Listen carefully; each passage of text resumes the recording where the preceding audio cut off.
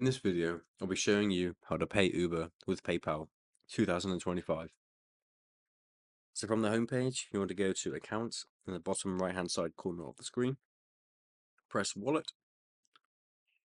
Here you will see payment methods and you want to click Add Payment Method. Here you will see an option to add PayPal as a payment method. Click that.